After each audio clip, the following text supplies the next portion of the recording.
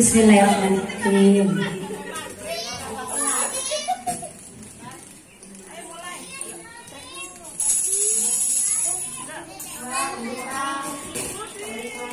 Udah live loh ya, Wak.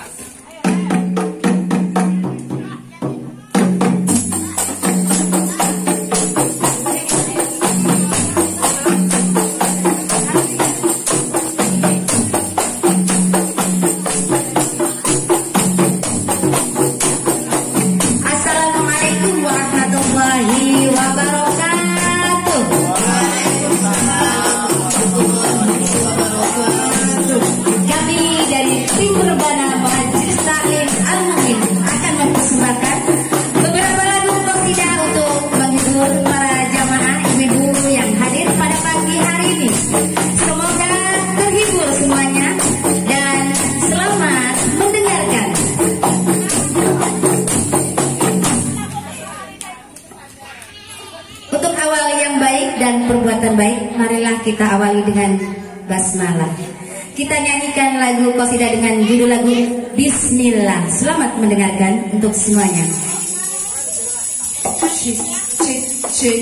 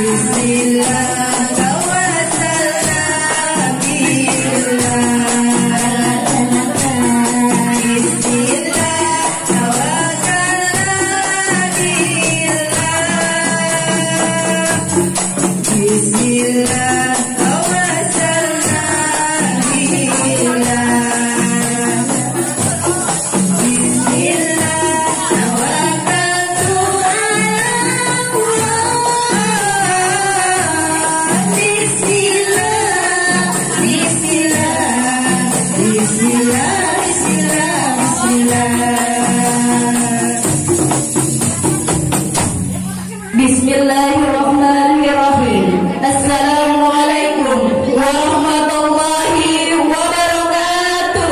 Waalaikumsalam warahmatullahi wabarakatuh. Alhamdulillahilladzi wa bihi nasta'in wa ala umurid dunya waddin. Wassalatu wassalamu ala asrafil anbiya'i wal mursalin wa ala alihi wa azwajihi ajmain. Asyhadu an la ilaha illallah wa asyhadu anna Muhammadar Rasulullah. Amma ba'du. Puji syukur kita panjatkan kehadiran Allah Subhanahu wa taala yang telah melimpahkan rahmat, taufik, hidayah dan inayahnya kepada kita semua, sehingga kita bisa hadir dan berkumpul di majelis taklim ini dalam acara pengajian akbar Al-Hidayah Sarapan Juras dan Desa Pelawak.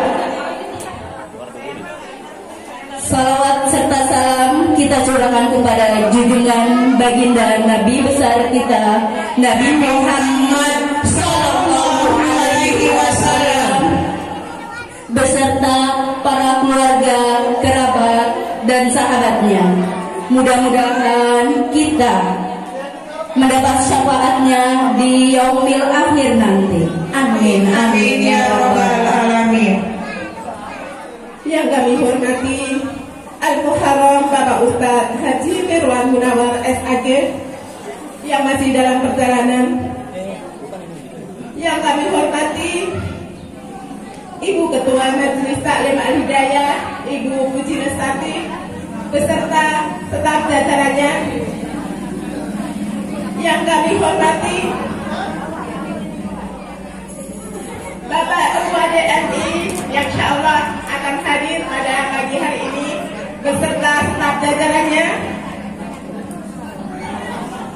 Yang kami hormati kepada Bapak Ketua DKM Al-Mukmin beserta staf jajarannya dan para sesepuh Blok M dan Blok I baru yang kami hormati.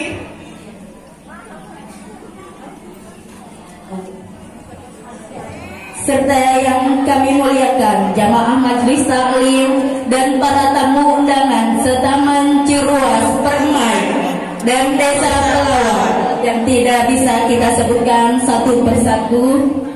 Kami ucapkan selamat datang dan terima kasih atas kehadirannya dalam rangka pengajian tabligh akbar Majelis Taklim Al-Hidayah setaman Ciruas dan Desa Pelawak dengan tema menjadi orang tua Qurani untuk menyusul generasi milenial. Dan Desa Pelawak di Musola Blok M Langan. Tak lupa selawat beriringan salam senantiasa kita haturkan kepada junjungan kita Nabi besar Muhammad Sallallahu Alaihi Wasallam, kepada para keluarganya, kepada para sahabatnya. Mudah-mudahan syafaat beliau akan mengalir kepada kita semua selaku umatnya sampai akhir zaman. Allahumma amin ya rabbal alamin. Di sini kami selaku ketua penyelenggara pengajian akbar Musola Al-Mukmin perkenankanlah untuk menyampaikan sepatah dua patah kata. Yang ke Musola Al-Mukmin, alhamdulillah bapak-bapak juga bersedia meluangkan waktunya. Gerimis-gerimis enaknya apa, Bu? Enaknya tidur. Bapak-bapak enaknya ngapain? Gerimis-gerimis begini. Kalau apa kabar hari ini? Alhamdulillah, semangat, cekatan, banyak teman, colek kanan, colek kiri, bahagia bersama Al-Quran. Allahu Akbar. Siap ibu-ibu? Sekali lagi coba biar semangat tidak kedinginan. Apa kabar ibu-ibu? Alhamdulillah, semangat, cekatan, banyak teman, colek kanan, colek kiri, bahagia bersama Al-Quran.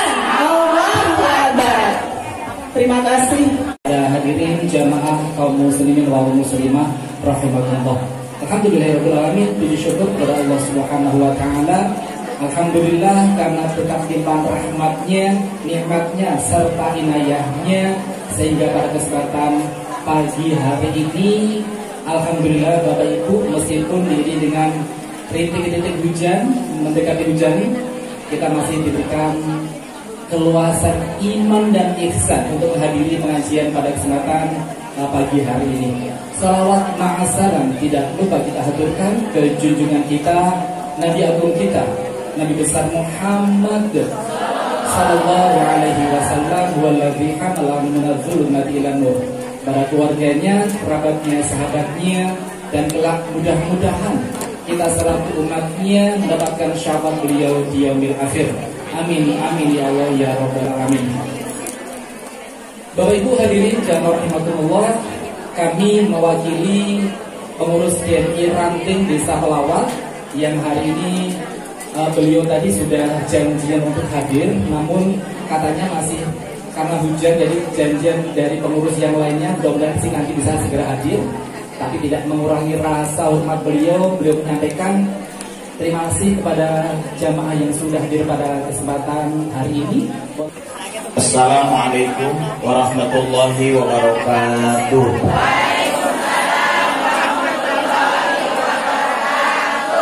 Alhamdulillahil qail fi kitabihil karim. A'udzu billahi minasyaitonir rajim. Bismillahirrahmanirrahim. Al-malu wal banun zinatul hayati dunya. Asyhadu an la ilaha illallah wahdahu la syarikalah wa asyhadu anna Muhammadan abduhu wa rasuluh arsalahu Allahu basyiran wa nadhira. Allahumma shalli wa sallim wa barik ala sayyidina Muhammad afdhalul anami khuluqan wa ala alihi wa ashabihi dawil hidayati wa tuqa, amma ba'du. Yang mulia Ibu Ketua Majlis Ta'lim Al-Hidayah, panitia pelaksana Majlis Ta'lim Al-Mu'min, makasih ya udah mengundang saya.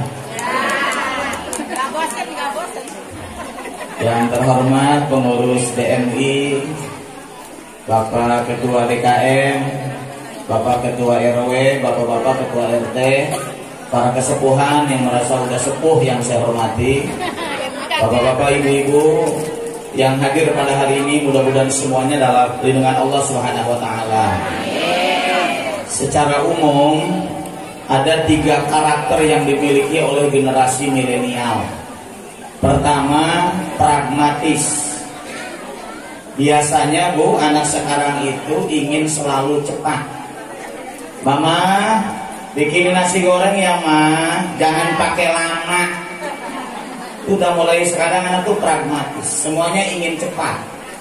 Dan tanda kalau anak kita sudah pragmatis, dia akan melihat hasilnya, bukan prosesnya. Maka ibu cek, kalau anak sudah pragmatis, apa tandanya? 1, anak kita itu cenderung tidak sabar. Makanya karena anaknya tidak sabar, ibunya jadi marah-marah, ributlah di keluarga. Hati-hati ya Bu. Yang kedua, saya lihat kalau anak sudah pragmatis, dia suka membanggakan hasilnya. Makanya saya cek ibu saja, kalau anak ulangan, Mama ada PR mah, biarin Mama yang ngerjain, biar nilainya gede. Itu loh mah, matematik tuh ada 10 soal, dikerjakan sama mamanya, diperiksa sama gurunya, nilainya 100.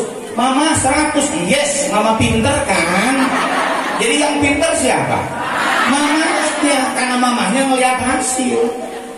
Makanya begitu besoknya, Mama ada PR lagi loh mah, bahasa Inggris. Udah tidur aja deh, tidur.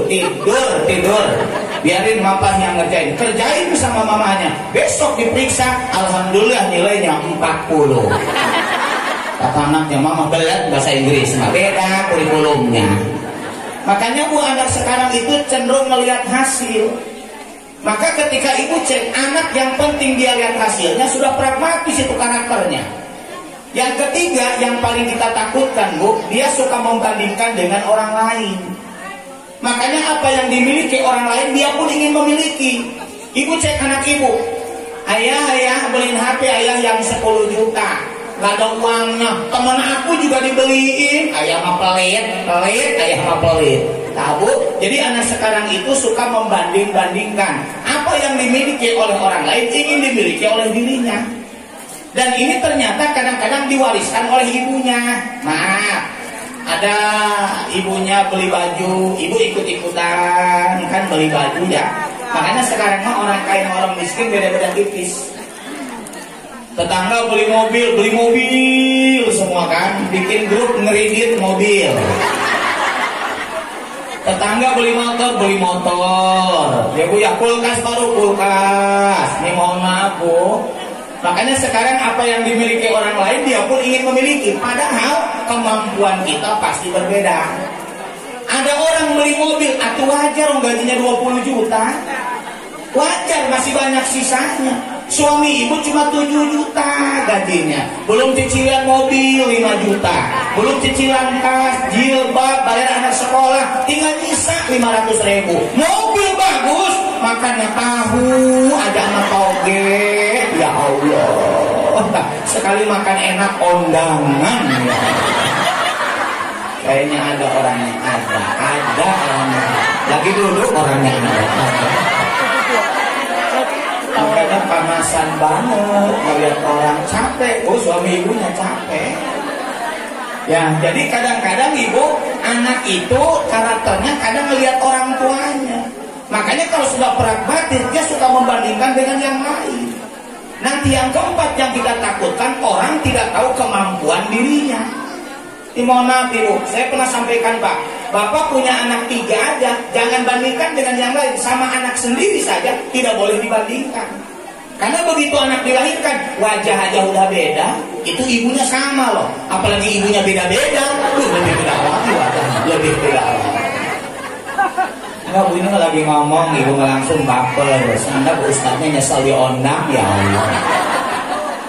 Jadi wajah aja beda, makanya nggak boleh dibandingkan. Karena kemampuan orang itu berbeda. Kayak ibu dandan, harus tahu kemampuan dan mengukur diri. Udah tahu siap 60, pakai bulu mata anti badai.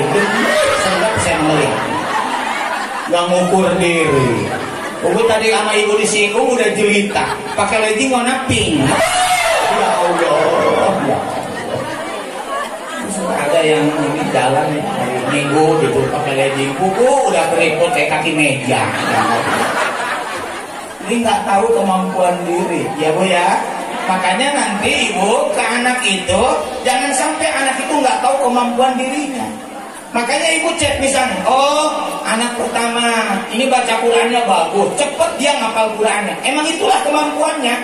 Tapi anak yang kedua, ini mah agak lambat mikirnya. Mohon maaf ya Bu, ada yang anak itu juz ke-30, itu 3 bulan hafal. Anak yang kedua, ya Allah 6 bulan baru hafal. Mamahnya setahun gak hafal-hafal ya. Makanya hafalnya Al-Hakumut Ta'asur kan sampai Anas, ya Allah. Waduh, lagi pabelit udah ketemu ujungnya kan. Makanya ketika ibu nanti bagi rapot, ibu kudu tahu kemampuan anak. Karena anak itu kemampuannya beda-beda. Maka kita tahu kemampuan anak kita. Nanti ibu bagi rapot, bunda, aku nggak dapat ranking berapa bunda? Kata mamanya, nggak di ranking sama wali kelasnya. Alhamdulillah. Bunda ngisi sendiri aja rankingnya ya. Orang nggak ada rankingnya masalahnya. Makanya ibu cek ya, ketika ibu bicara generasi milenial, satu, karakternya anak sekarang itu pragmatis. Hati-hati ya. Jadi dia nggak sabaran, dia ingin cepat ya. Makanya sekarang anak sekarang cepu, sekolah ingin cepat, kerja baru 1 tahun, ingin gajinya sama dengan yang kerja 10 tahun. Ingin cepat, dia mah cepat beres kuliah, cepat kerja, cepat nikah, cepat cerai juga sekarang. Kan ada data terbaru ya Pak Sultan ya, Pandeglang itu ada 2000 wanita itu gugat cerai. Saya belum survei ini, saya belum survei di sana belum ya.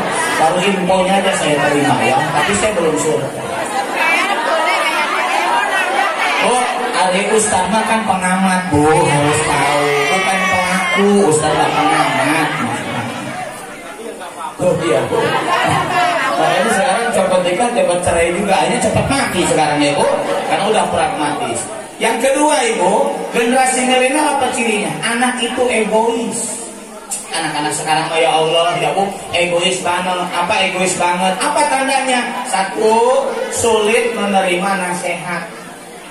Kalau diomongin tuh ngerendel aja ya Bu, ngelawan aja. Makanya ibunya kudu lebih pintar dari anaknya. Ya Bu, kalau anak ngeles, ibu kudu bisa lagi ngelesnya. Sebab anak sekarang cenderung apa? Dia menolak kalau diomongin sama orang tuanya. So, ibu punten, orang tua ngomong anaknya main HP, itu anak-anak sekarang kan? Sama Ustaz lagi ceramah juga ada ibu yang main HP, ada anak. Emang aku nggak tahu banget, turunan. Makanya saya mah jadi cerminan sih kalau saya lagi ngomong ibu dengerin, oh pantesan anaknya nurut, orang emaknya lagi pengajian juga diem.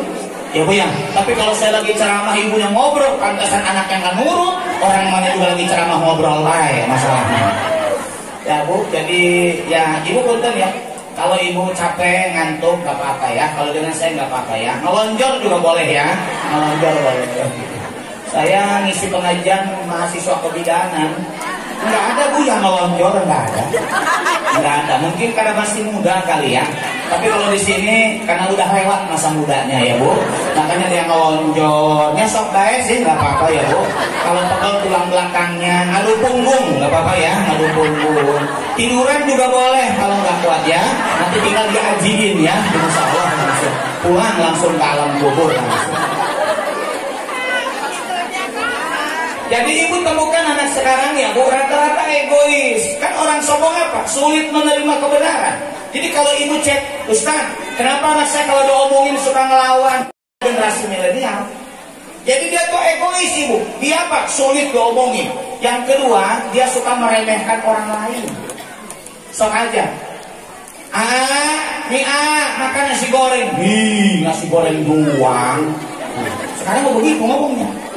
Zaman kita Pak, bapak-bapak beres pengajian pulang bawa berkat. Anaknya senang. Ayah pulang, ayah bawa berkat, makan bareng-bareng. Makanya berkah, karena berkat masalahnya. Sekarang bapak habis marhabah, udah bawa berkat dipanggil anaknya. Dede, nih berkat. Nggak ada dagingnya, nggak ada ya Allah. Wah, aku manggil.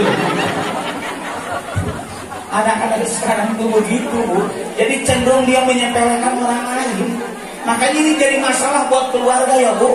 Yang ketiga, anak sekarang tuh gampang marah. Ya Allah ya Bu, kalau diomongin dikit puri, diomongin dikit puri. Itu anak sekarang, pokoknya mirip emaknya banget lah ya Bu.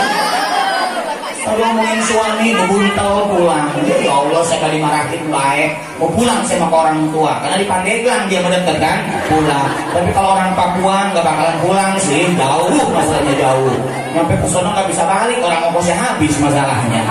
Hati-hati ya Bu, anak sekarang gampang pemarah. Maka kalau ibu cek, Ustaz, kenapa anak egois? Inilah memang keluhan generasi milenial. Yang ketiga, Bu, ini penyakit generasi milenial adalah individualis. Jadi anak tuh kalau udah ngumpul dengan bapaknya aja nggak ngobrol, masing-masing pegang HP. Dengan ibunya masing-masing pegang HP. Dan emaknya sama-sama pegang HP. Itu anak sekarang ya Bu, diajak hajak undangan udah nggak mau, ngumpul sama saudara udah kagak ngobrol. Di rumah aja ngerem aja di kamar. Sampai kalau makanan saja tidak diantarkan, nggak makan tuh anak. Begitu individualisnya. Padahal kita lahir membutuhkan orang lain, kita bicara membutuhkan orang lain, kita dapat ilmu lewat orang lain, kerja pun melibatkan orang lain, bahkan nanti kita meninggal pun kita membutuhkan orang lain. Artinya manusia tidak boleh hidupnya individualis, karena suatu saat dia pasti akan membutuhkan orang lain. Ibu di sini aja kan punten ya Bu, ibu makan, kenapa ini bahagia? Ada temannya, karena sama-sama belum sarapan, ya Bu ya makanya. Dari tadi ngegayang baik, tahu sih, wajah lapar. Terus kena hujan lagi, kan hujan mau doanya lapar masalahnya ya Bu ya. Kalau panas tuh haus, tapi kalau hujan tuh lapar aja. Makanya dari tadi ada tuh, udah mulai habis, tinggal tempatnya ada ya, ada ya Bu ya. Tapi yang udah dimasukin ke tas ada ya, buat nanti pulang cuci mulut habis makan seblak, ada, baru makannya dari bahagia. Makanya nggak saya sampaikan di prolog ini. Jadi kalau ibu cek misalnya, Ustaz, Kenapa anak sekarang itu pragmatis? Kenapa egois? Kenapa individualis? Itulah memang tingkat karakter yang dimiliki oleh generasi milenial. Nah sekarang bagaimana caranya supaya ibu anaknya tidak pragmatis, tidak egois, tidak individualis? Maka belajarlah kita jadi orang tua yang sesuai dengan tuntunan Al-Quran. Nah Bu, ini kalau ngomong-ngomong Al-Quran, kita lihat sumbernya dari Al-Quran, biar ustadznya nggak dianggap ngarang. Kalau ini materinya berat ini Bu, menjadi orang tua Qurani. Saya begitu dikasih tema ini, aduh berat juga ini saya bilang. Ya saya mah kudu baca Quran, karena kalau bicara orang tua Qurani. Baik, kita akan coba teladani tentang keluarganya Nabi Ibrahim yang disebut di dalam Al-Quran. Ya Bu, ada 3 hal yang harus kita lakukan agar kita bisa menjadi generasi Qurani. Pertama, orang tua itu harus memberikan uswatun hasanah. Apa tuh Bu? Suri tauladan yang baik. Nanti Ibu bisa cek di surah Al-Mumtahanah ayat ke-6. Itu ada ayat yang menjelaskan tentang laqad kana lakum fihim uswatun hasanah. Sesungguhnya telah ada bagimu suri tauladan. Maksudnya Nabi Ibrahim dan umatnya. Berarti Ibu, Nabi Ibrahim itu sukses jadi orang tua karena beliau itu bisa menjadi uswatun hasanah. Baik, saya kalau lihat keluarganya Nabi Ibrahim memang ideal banget. Ibu cek ya Nabi Ibrahim. Satu, dari fisik tampan. Jadi fisiknya tampan. Terus orangnya rajin ibadah. Yang ketiga lembut. Yang keempat kaya. 5 dermawan. Pokoknya suami ibu banget lah. Ya Bu ya. Cek ya Bu ya. Nabi Ibrahim ganteng nggak? Ganteng. Makanya anaknya nanti Nabi Ishak ganteng. Dari Nabi Ishak lahir Nabi Yakub ganteng. Dari Nabi Yakub anaknya Nabi Yusuf ganteng. Jadi turunan ganteng dari Nabi Ibrahim. Ya, pokoknya suami ibu mah mirip lah dengan Nabi Ibrahim ya Bu ya, mirip ya. Udah ganteng, terus lembut. Ya Allah. Suami ibu mah kan lembut banget ya. Ya Allah. Ibu juga jarang marahin ya, orang galakan istrinya daripada suami. Allah. Makanya banyak yang suaminya kurus karena dibentakin aja sama istrinya. Biasanya istrinya gemuk biasanya ibu ya. Tapi kalau ada ibu yang gemuk suaminya kurus. Ya Allah. Itu karena sering marahin ke suaminya. Dan baru menyesal setelah suaminya meninggal dunia ya. Jadi ibu-ibu, kita coba teladani Ibu dari keluarga Nabi Ibrahim tentang pendidikan anak. Apa suri tauladan yang beliau ajarkan? Satu, beliau itu adalah orang tua yang selalu bersyukur kepada Allah. Lihat ungkapan syukurnya dalam Al-Quran. Alhamdulillahilladzi wahabali alal kibari Ismail wa Ishaq. Segala puji bagi Allah yang telah menganugerahkan anak kepadaku di usia tuaku. Itu adalah Ismail dan Ishak. Ibu ingat ya, Nabi Ibrahim kan rada susah punya anak. Orang disunatnya aja 80 tahun. Udah jangan membayangkan ya, 80 tahun. Dan waktu itu yang nyunatnya gak ada yang berani Pak. Gak ada yang berani kan, serem kan. 80 tahun jadi tukang sunat, gak ada yang berani. Makanya langsung pakai kampak 80 tahun ya. Udah ibu jangan kemana-mana pikirannya, ini mah lagi sejarah ya, jangan 80 tahun, udah pokoknya gitu aja ya Bu. Makanya beliau kan baru bisa punya anak di usia tua. Tapi ketika beliau punya anak, hebatnya walaupun telat punya anak, beliau itu bersyukur kepada Allah. Makanya kata para ulama begini Bu, kalau ibu ada air tinggal setengah gelas, apa kata orang bersyukur? Alhamdulillah masih ada air setengah gelas. Kalau orang bersyukur. Kalau orang tidak bersyukur, tinggal setengah gelas. Jadi dia mengeluh, lihat kekurangannya. Ibu kalau bersyukur, begitu ibu punya anak, alhamdulillah punya anak sehat ya Allah. Kalau ganteng mah bonus ya, kalau jelek diskon. Nah, itu bedanya ya Bu. Makanya kata ibu, alhamdulillah, penting sehat. Saya jam 1 mengisi ceramah di Cilegon acara akikah. Itu ada dokter Baduin, dokter rumah sakit KS. Itu luar biasa itu Bu ya. Emang anak pertama dulu saya yang ceramah akikah. Belum lahiran istrinya udah minta ceramah akikah. Belum lahiran waktu itu, Selasa kemarin. Pak Ustadz, hari Minggu pagi bisa nggak ngisi acara akikah? Akikah siapa? Anak saya. Ibu udah lahiran belum? Belum lahir, dia udah ngundang akikah. Udah Pak Ustadz Minggu pagi, nggak bisa. Saya mau ke Taman Ciruas. Udah member ini masalahnya, saya bilang waduh, nggak bisa. Walaupun itu yang ngundang orang kaya kagak, saya mau komitmen Bu. Saya mau komitmen kalau dengan jadwal. Kalau ibu mau ngikutin saya habis lohor nggak apa-apa. Saya bilang hebat amat, anak belum dilahirkan, udah pingin syukuran akikah. Saya tanya, ibu kapan lahirannya? Insya Allah Jumat. Doain Pak Ustadz ya, biar anak lancar ini dilahirkannya. Atau saya mau berdoa aja biar lahiran. Sebab kan kalau enggak jadi akikahnya kan. Hilang lagi proyek. Aduh ya Allah. Untung pas Jumat telepon, alhamdulillah Pak Ustadz udah lahiran. Jadi akikahnya jadi hari Minggu. Yes, jadi kita lihat lancar proyek hari Minggu ya Allah. Jadi ibu, makanya kan Nabi Ibrahim ketika beliau punya anak bersyukur kepada Allah. Anak kita waktu dilahirkan disyukuri, dapat hari ke-7 namanya akikah. Untuk apa akikah? Belajar bersyukur kepada Allah. Maka ibu berikan teladan kepada anak. Ibu ingin jadi orang tua yang baik, belajar jadi orang tua yang banyak bersyukur kepada Allah Subhanahu wa Ta'ala. Karena anak itu ada kelebihannya, ada kekurangannya. Awas ibu jangan suka banding-bandingin anak. Ada anak yang pertama pinter dengan susah makan. Anak pinter mah belajar kayak belajar aja. Sampai ibu udah beli lontong sayur, sampai anyep enggak dimakan. Sampai ibunya ke kamar, udah makan dulu nih, disuapin. Itu tanda anak pinter susah makan. Ibunya ngeluh itu. Dia mah belajar kayak makannya susah. Hari anu kedua mah ngagayem bae, ngandelet dia mah belet. Ngagayem aja jajan.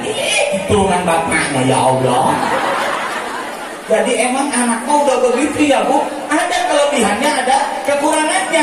Maka jadi orang tua, satu, belajar bersyukur kepada Allah. Yang kedua, Bu, apa teladan Nabi Ibrahim? Dia adalah orang tua yang sangat lembut kepada anaknya. Perhatikan kalimat Ibrahim, diambil dari kata ab, itu artinya bapak, rohim kasih sayang.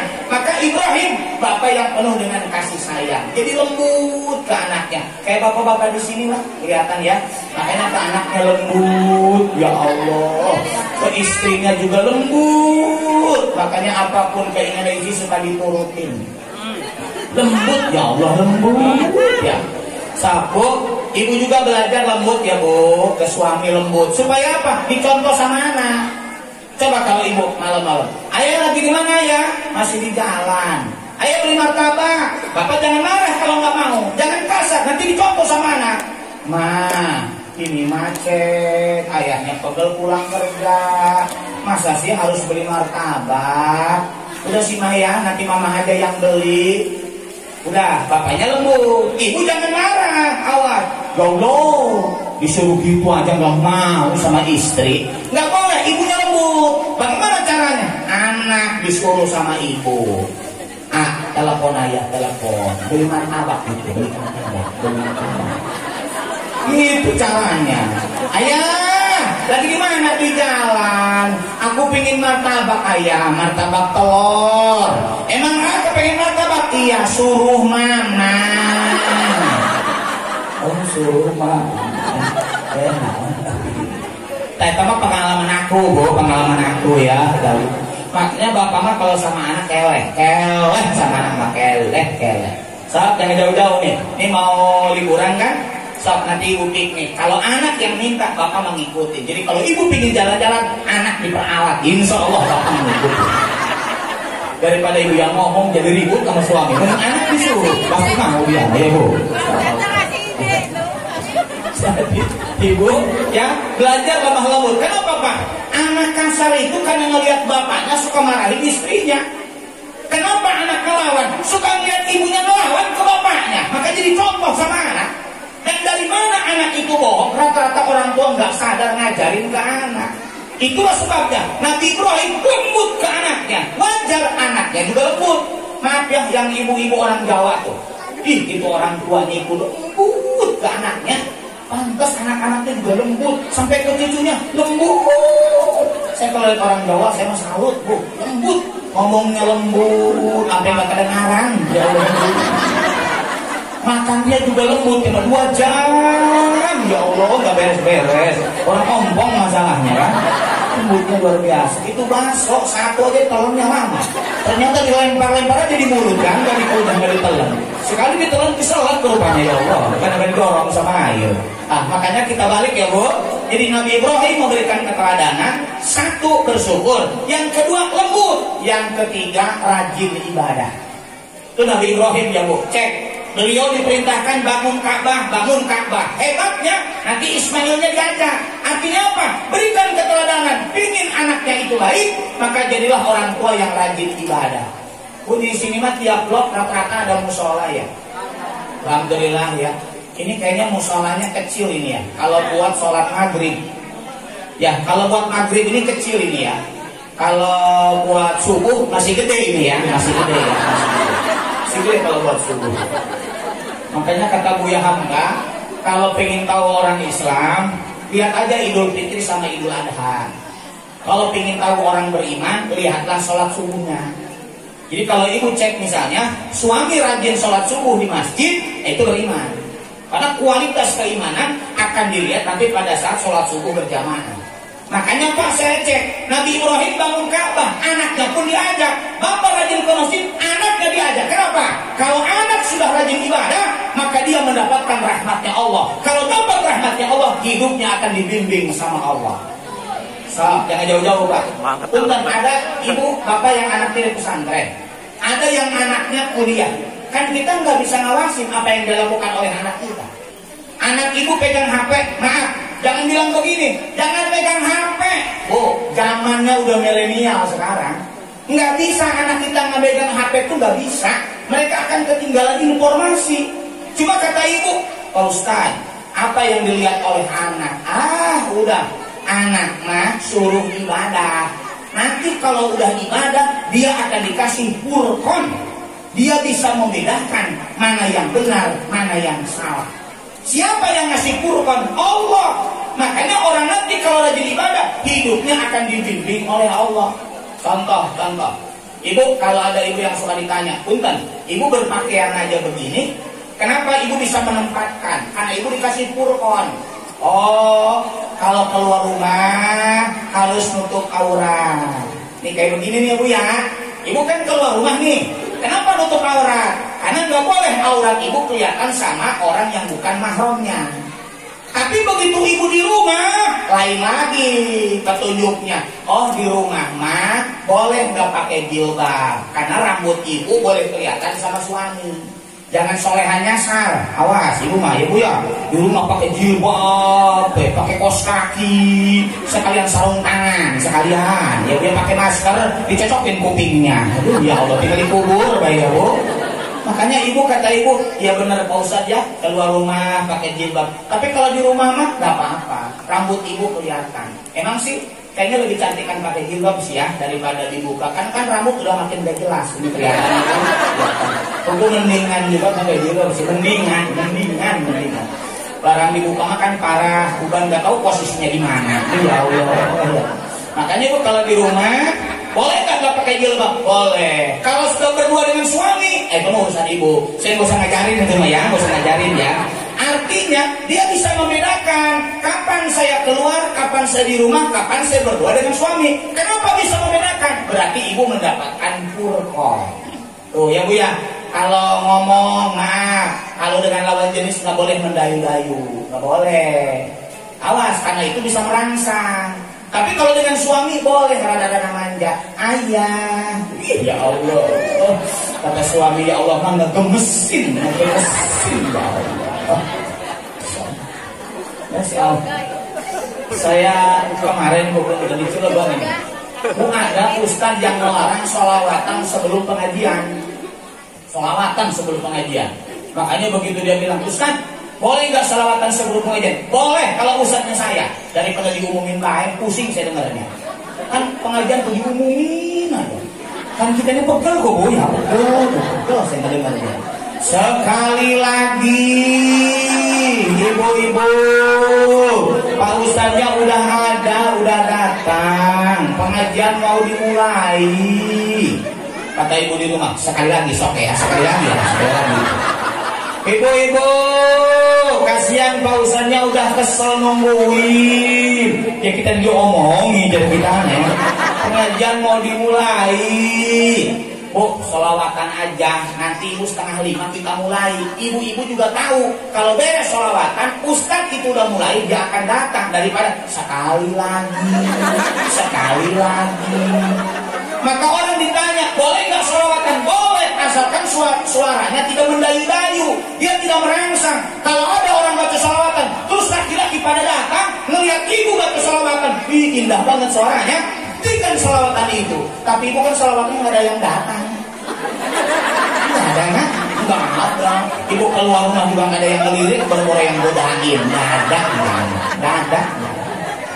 Makanya kalau ngomong sama orang begini, sama suami begini, sama orang tua lain, kudu lembut, sama anak kudu tegas. Tuh, makanya kan pengumuman aja jangan dibuat-buat ini. Kalau ada pengumuman meninggal, dibuat-buat suaranya, senap saya mah. Innalillahi wa inna ilaihi raji'un.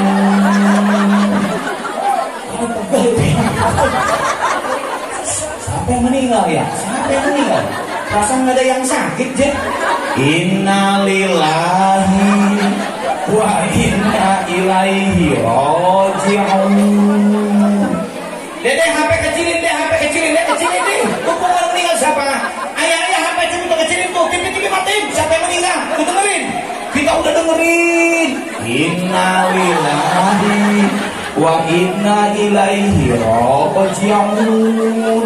Itu ngedengarnya itu. Ini malah suaranya ketebak angin, coba nggak jelas kan? Coba ayah ke masjid, siapa yang meninggal? Begitu nyampe ke masjid, udah hilang yang ngomongnya. Pulangnya siapa yang meninggal? Jangan terlalu dibuat-buat itu suara itu. Buat saya nggak dengarnya ya, bunyi deg-degan masalahnya. Biasa aja sih, biasa ya bu. Nah makanya kita kembali ya bu, ibu anak tuh rajin ibadah supaya apa? Mendapatkan Qur'an. Si anak bisa membedakan mana yang benar, mana yang salah. Ibu berpakaian bisa membedakan, ibu bicara bisa membedakan. Si anak jauh dari ibu. Walaupun sekarang muncul pergaulan bebas, ada geng motor, orang sekarang candu narkoba, maaf LGBT meningkat. Saya mah heran sekarang makanya perempuan itu lebih banyak daripada laki-laki. Anehnya ada laki-laki demen sama laki-laki. Heran saya heran. Kecuali laki-laki 10, perempuan 5. Ya mending konon mending ya. Berarti kan makhluk langka perempuannya.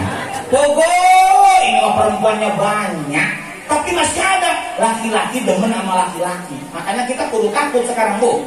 Kalau ada anak ibu, kok dia nggak ada hasrat ke lawan jenis ya? Udah curiga itu bu, udah curiga. Waduh, apa dia bermasalah kali ya? Gangguan jiwa dia. Makanya ibu cek banyak LGBT. Tapi kalau anak kita beribadah, insya Allah anak kita akan dijaga oleh Allah Subhanahu Wa Taala.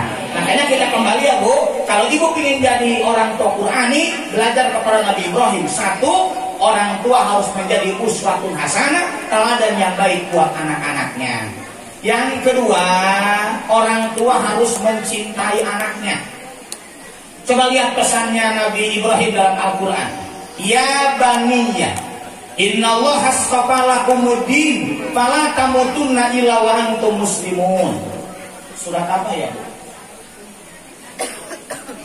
Al-Baqarah 132. Nggak takut ibu mau nyari ayat di rumah? Kalau tadi kan Al-Mumtahanah ayat 6. Nah ini Al-Baqarah 132. Emang Pak Sultan saya mah kalau ayat apa? Kalau surat dengan ayat suka lupa. Sama dengan ibu sih, kan generasinya beda kan? Beda ibu. Ibu suruh Alpil, ngahulang Alpil. Alam taro, alam taro. Ibu kan suka ngahulang kan? Apalagi al-maun, ada jadi ujung al-maun kan? Wayamnaun al-maun. Mama suruh al-maun, al-maun. Aroaital.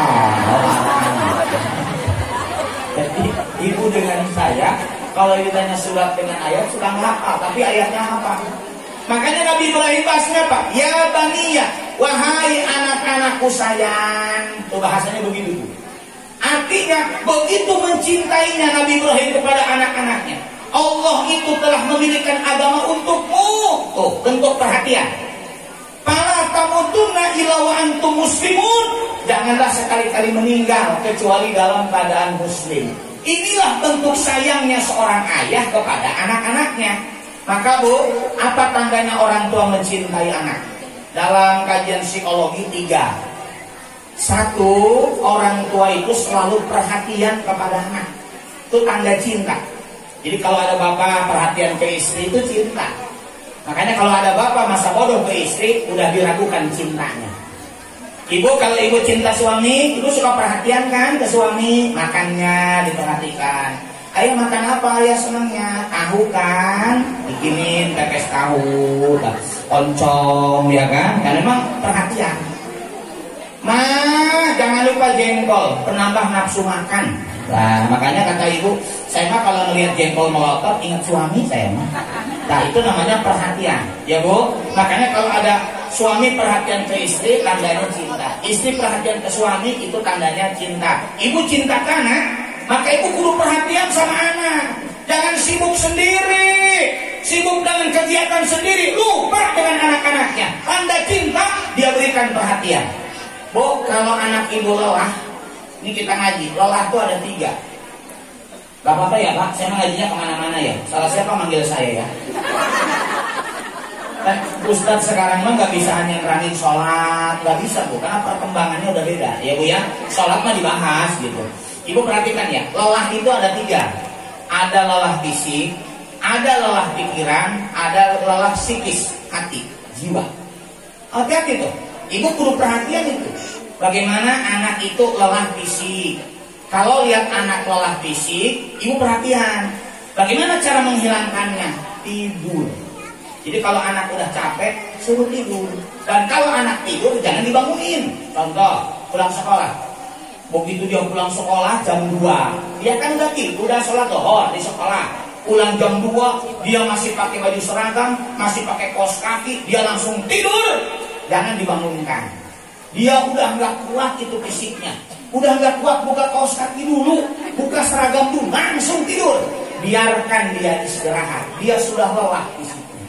Jangan bangun, kaos kaki itu buat begitu ya Allah jorok. Nanti mau kesepret, namanya pusing capek, warisan mengahnya. Ya Allah. Ya, ibu-ibu di sono itu Tangerang dia ke Tangerang ya. Taman Cirwas sih nggak ada ya, nggak ada yang ngaku, nggak ada ya, nggak ada. Bu, jadi kalau ada orang yang lelah fisik, obatnya apa? Tidur. Itu paling efektif. Bapak kalau udah capek tidur Pak, jangan dipaksakan. Makanya kalau sakit itu prokes, tubuh kita butuh istirahat. Makanya maaf ya, ada ibu yang jam 2 udah bangun kan, udah tahajud ya. Tadi malam ada yang 20 rakaat ya.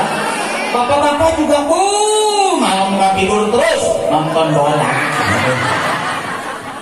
Sampai bapaknya yang nonton bola, isinya yang meriang ada itu ada. Kata istri saya masuk enggak nonton bola. Jam 3 dibangunin suruh bikin Indomie rebus. Ya Allah, pegel kitanya. Ya Allah ya Bu. Bu, ibu jam 2 udah bangun, ibu tahajud, ibu sholat witir, terus ibu qobliyah subuh, sholat subuh, terus ibu langsung kan bikin sarapan, nyuci dulu. Ada candai, gak usah baper ya Bu, gak usah dipikirin ya. Tapi kalau mau dibuktikan gak apa-apa ya, gak apa-apa ya. Ada yang bertanya, dipersilahkan. Ya, terima kasih Bapak Ustadz Al-Mukarram Bapak Haji Firman Munawar. Mungkin di sini para hadirin ibu-ibu ada yang mau bertanya, kami persilahkan. Ada yang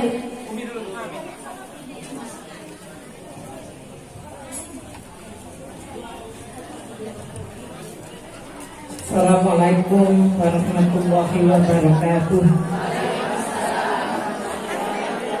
Saya ingin bertanya Pak Ustaz mengenai anak-anak saya. Kan sudah berumah tangga semua, sudah punya cucu 9. Kalau telepon itu Pak Ustaz, saya bukan tanya uangnya. Baik, terima kasih. Ibu usia berapa, Bu? Usia saya 65. 65. Alhamdulillah ya, Bu ya. 65 ya. Lebih 2 tahun dari Kanjeng Nabi Iya. Muhammad. Sama dengan Siti Khadijah, Bu, 65. Tapi Siti Khadijah meninggal 65. Ibunya mudah-mudahan panjang umur ya. Saya sudah siap-siap Pak Ustaz. Kain kafan punya, kerudung geranda punya saya Pak Ustaz. Insya Allah kan sangunya akhirat, insya Allah diridhoi Allah SWT. Ya. Satu, saya mendoakan ibu sehat. Ya. Yang kedua, ibu panjang umur. Udah Bu, kenapa saya doakan ibu begitu? Karena ibu suka ngaji.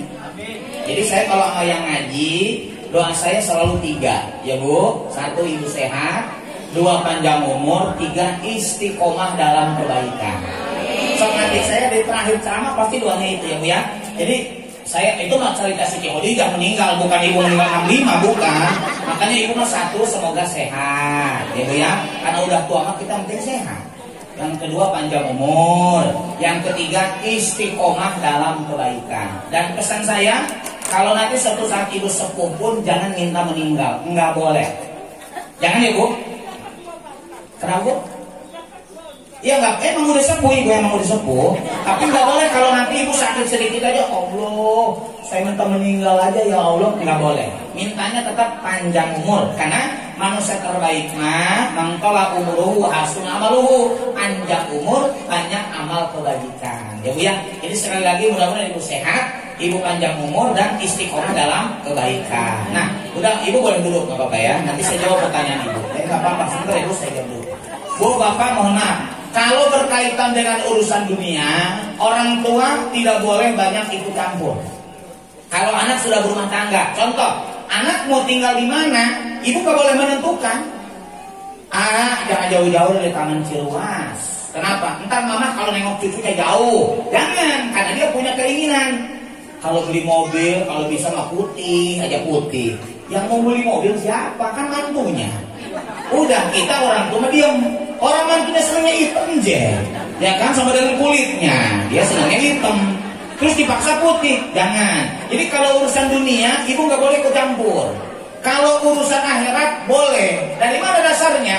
Ketika Fatimah berkorban, kan udah ini apa kata Rasul? Fatimah, berdiri, saksikan penyembelihan hewan kurbanmu. Fatimah, walaupun sudah berkeluarga, baca dalam Nidaatul Rahman min Ahli Iman karangan Syekh Abdul Hadi Al-Buhairi, Nabi kalau habis tahajud dibangunkan istrinya, datang ke rumah anaknya Fatimah. Padahal Fatimah sudah menikah dengan Sayyidina Ali. Artinya apa?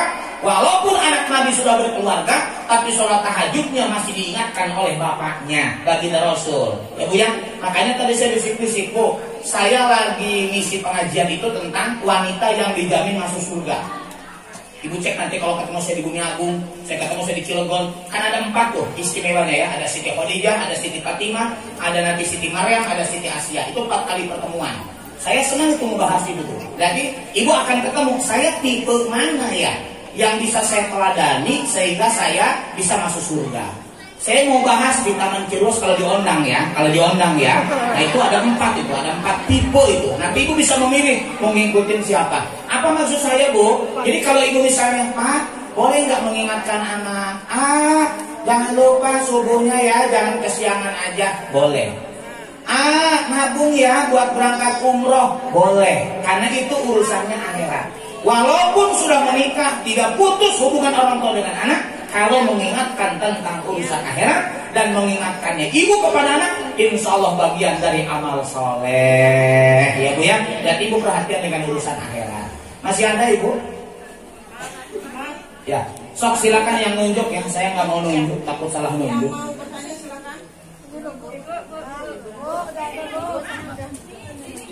Enggak, dibagi. Itu bawa mama.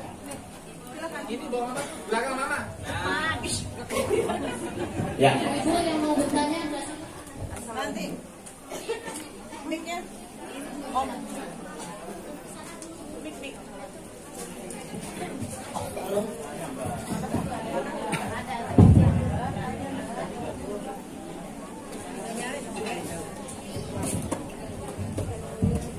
Bismillahirrahmanirrahim. Assalamualaikum warahmatullahi wabarakatuh. Nama saya Budi Bima dari Majelis Taklim Al-Muhajirin Blok M. Yang saya tanyakan Pak Ustadz, bolehkah orang tua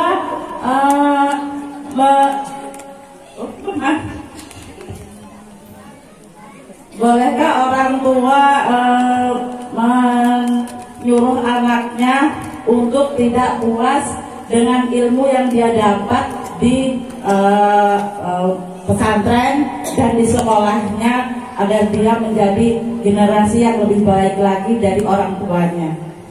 Yang saya tanyakan, bolehkah orang tua menuntut seperti itu? Assalamualaikum warahmatullahi wabarakatuh. Assalamualaikum warahmatullahi wabarakatuh.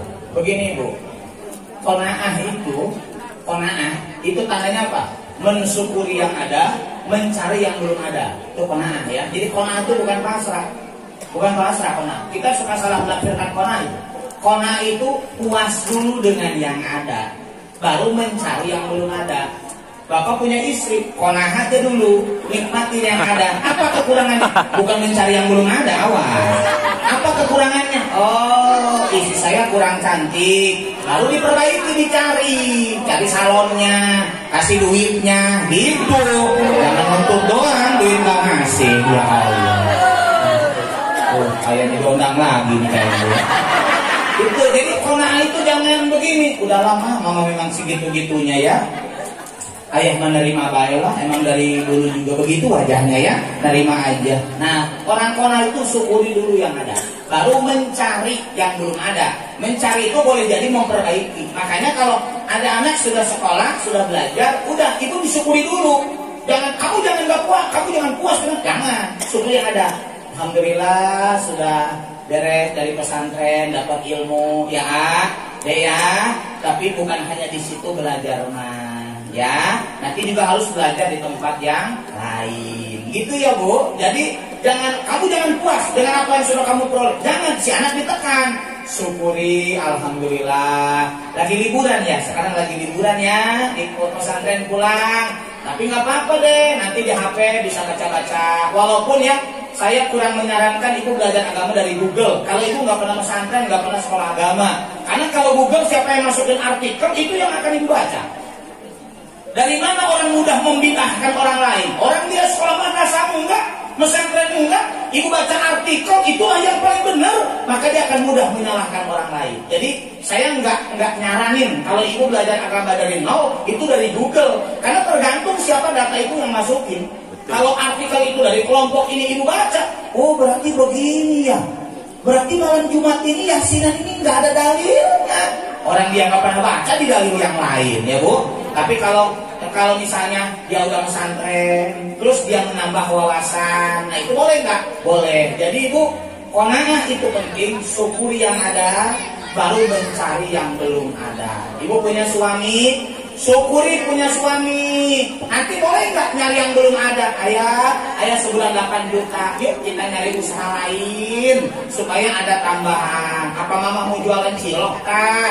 Ya udah nanti ayah dukung. Jadi syukuri dulu yang ada, baru nanti mencari yang belum ada. Gitu ya Bu ya, sehingga supaya si anak tidak tertekan dengan keinginan orang tuanya. Ya.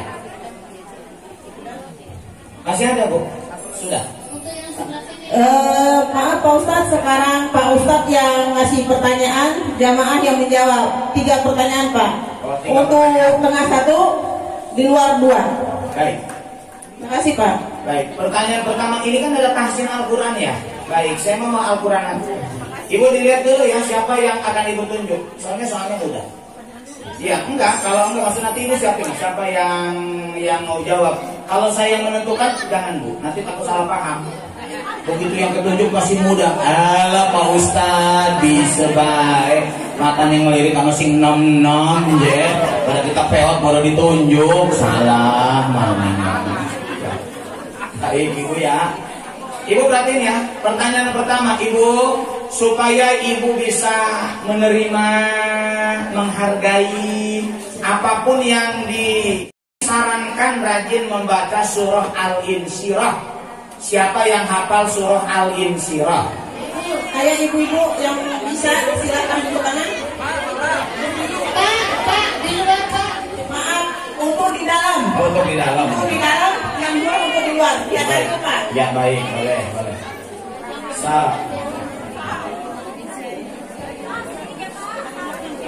Iya, ke ibu-ibu ya. Saya yang nunjuk ibu-ibu. Makanya saya nggak mau nunjuk, takut salah paham. Assalamualaikum warahmatullahi wabarakatuh. Assalamualaikum.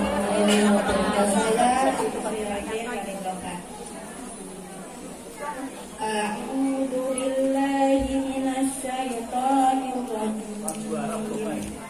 Bismillahirrahmanirrahim. Alam nashrah laka sadrak wa wada'na anka wizrak alladhi anqadha dhahrak wa rafa'na laka dhikrak fa inna ma'al usri yusra inna ma'al usri yusra fa idza faragta fansab wa ila rabbika farghab. Sadaqallahul adzim. Ya. Gak apa-apa ya Bu, ya kurang-kurang dikit mah dipoles aja ya Bu ya.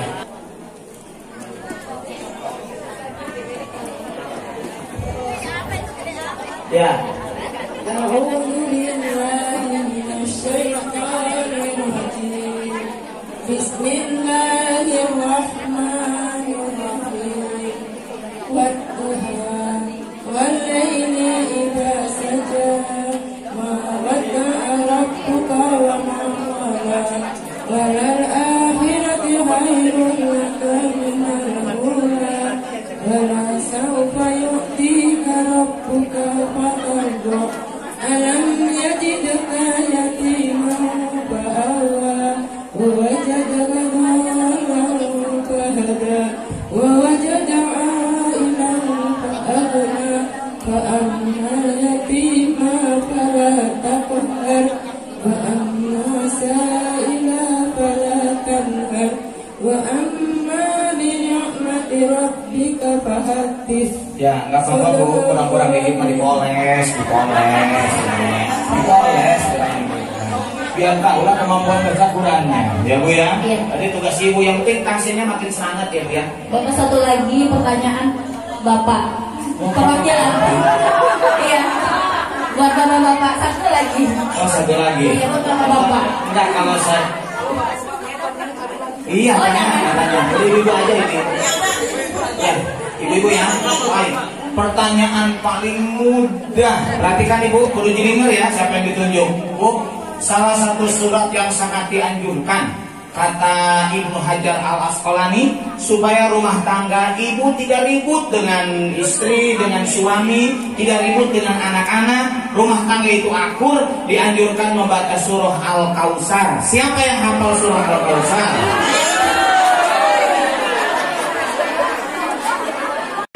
Allahumma inna nas'aluka ilman nafi'ah wa rizqan thayyiban wa amalan mutaqabbala. Allahumma afina min kulli bala'i dunya wa adzabil akhirah wa syarri dunya wa syarril akhirah bi rahmatika ya arhamar rahimin. Rabbana hab lana min azwajina wa dzurriyyatina qurrata a'yun waj'alna lil muttaqina imama. Rabbana la tuzigh qulubana ba'da idh hadaitana wa hab lana min ladunka rahmah innaka antal wahhab.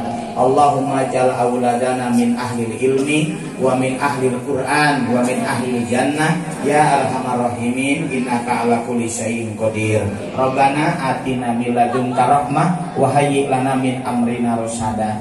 Rabbana taqabbal minna innaka antas samiul alim wa tub alaina innaka antat tawwabur rahim. Rabbana atina fid dunya hasanah wa fil akhirati hasanah wa qina adzabannar. Wa sallallahu ala sayyidina Muhammad wa ala alihi washabihi wasallam. Bi fadlika subhana rabbika rabbil izzati amma yasifun wa salamun alal mursalin walhamdulillahi rabbil alamin.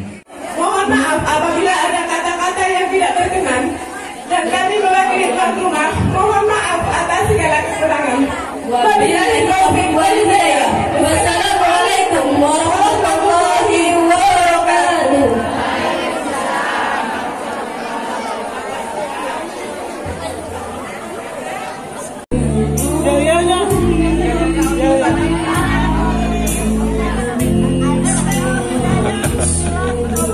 bilangnya ya. 1, 2, 3.